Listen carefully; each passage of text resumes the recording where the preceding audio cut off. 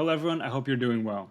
It's been an especially busy week for me both at work and beyond. Honestly, things are going great, but unfortunately I haven't had time to work nearly as much on my videos as I would have liked. You might not be able to tell from this angle, but things are a bit chaotic at home. We're doing some much needed renovations, so things will be a bit messy for some time. Anyway, I promise to jump back in and produce some solid content as soon as humanly possible. I have a lot that I want to talk about and I'm slowly building towards that. Though I'll start by highlighting an unexpected, yet I guess significant event in my life recently. I have officially joined the cult of Final Fantasy XIV.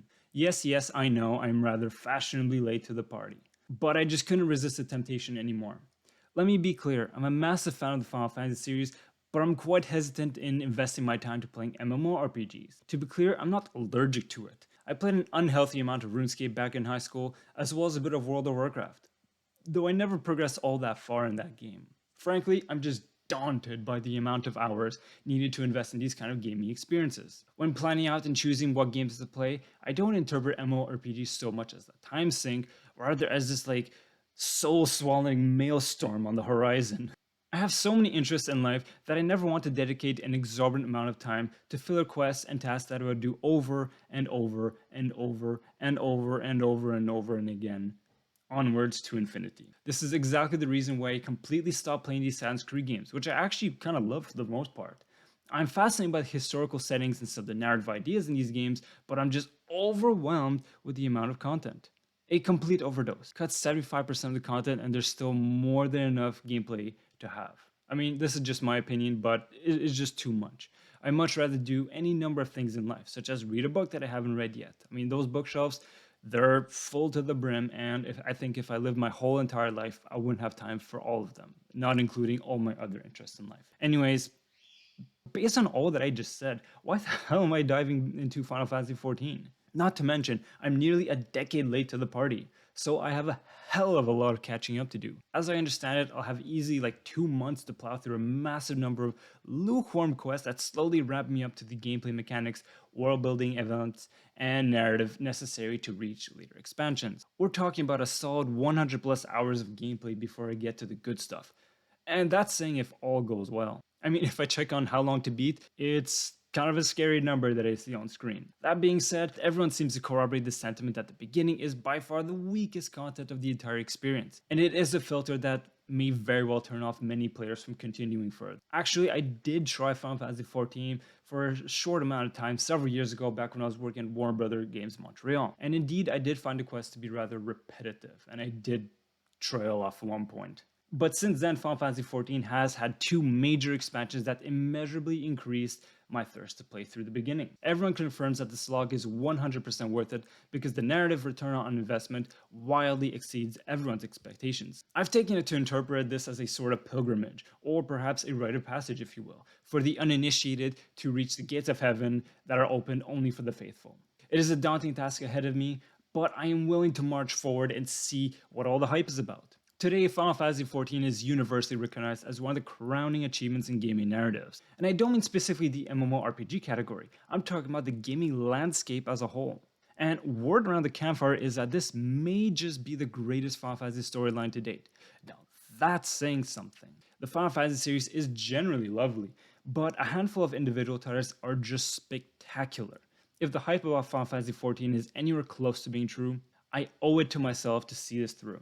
But beyond the narrative of the game itself, there's another story around this game that has become a legend, and that is the story of the game's development. It is a fascinating comeback story, and certainly one for the gaming history book. This truly is a phoenix that burned to the ground and rose from its ashes. So with all that being said, let's briefly go over the timeline of Final Fantasy XIV, because I do think it's worth talking about for a moment. So the original launch of Final Fantasy XIV was back in September 2010. As always, there was much excitement for the launch of yet another installment in the beloved series. But unfortunately, things didn't go well at all. The game flopped.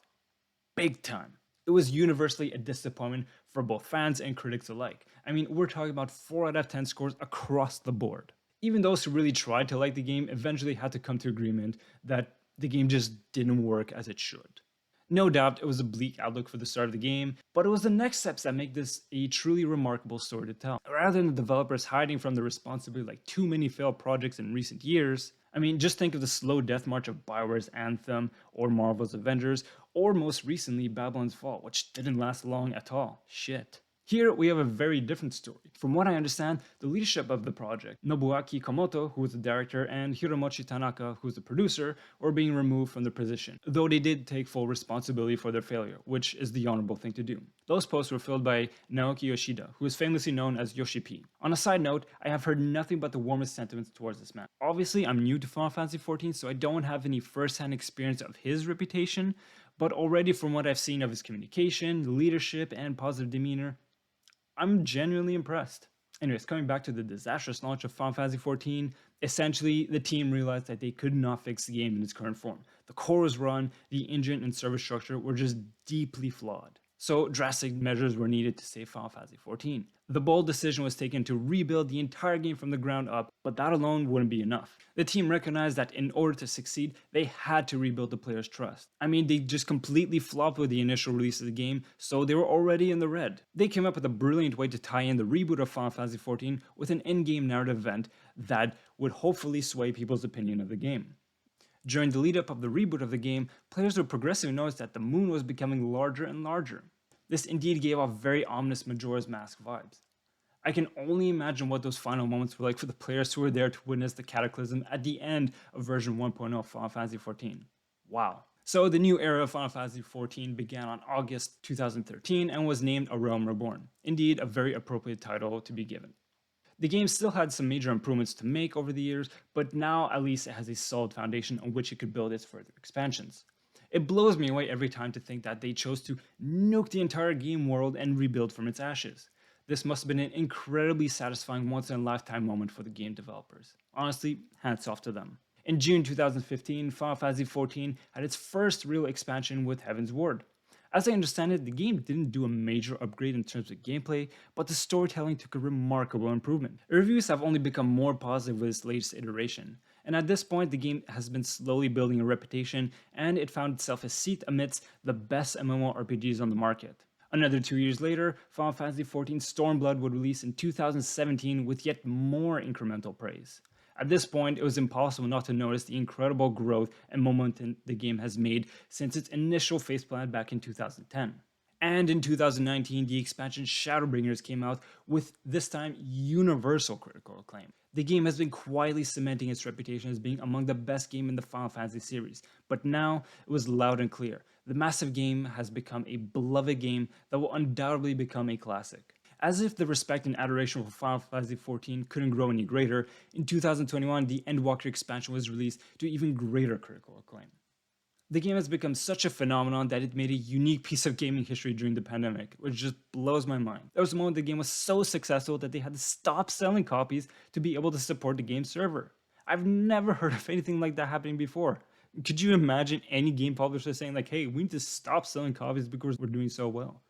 Endwalker was a victim of its good fortune and a bit of bad timing. Not only were newcomers coming in droves to the game due to its stellar reputation and reviews, but protests at Blizzard, which led to a massive exodus of World of Warcraft gamers at the time, were jumping onto the Final Fantasy XIV bandwagon. Honestly, it was a bit too much for the developers to handle, and surely the pandemic didn't help the situation for the developers to provide solutions to these rather exceptional circumstances. Nonetheless, they end up delivering, and people are just head over heels in love with this game. So yeah, I don't have too much more to say other than I'm genuinely looking forward to seeing all that amazing narrative content. Honestly, God knows how long it will take me.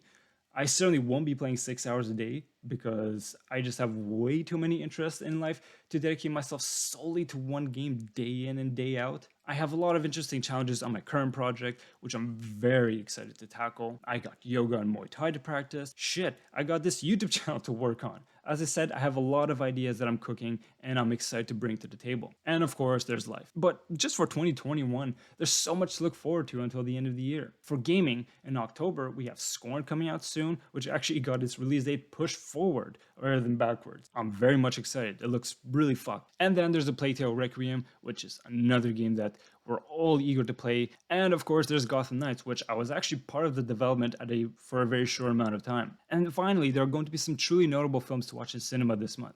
Starting with this Friday, actually, we have Tar, easily one of the most anticipated films of the year. It's been, 16 years since Todd Field's last film? Yeah, definitely one to look forward to. And then there's that Korean film, Decision to Leave, which I've heard so much praise about.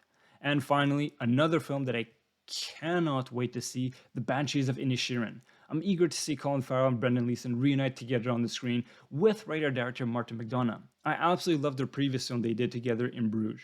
The film has remained a personal favorite of mine since the day I watched it.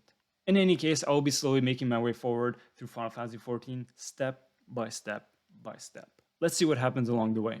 As always, I'm wishing you lots of love and health in your life. Take care, and until next time.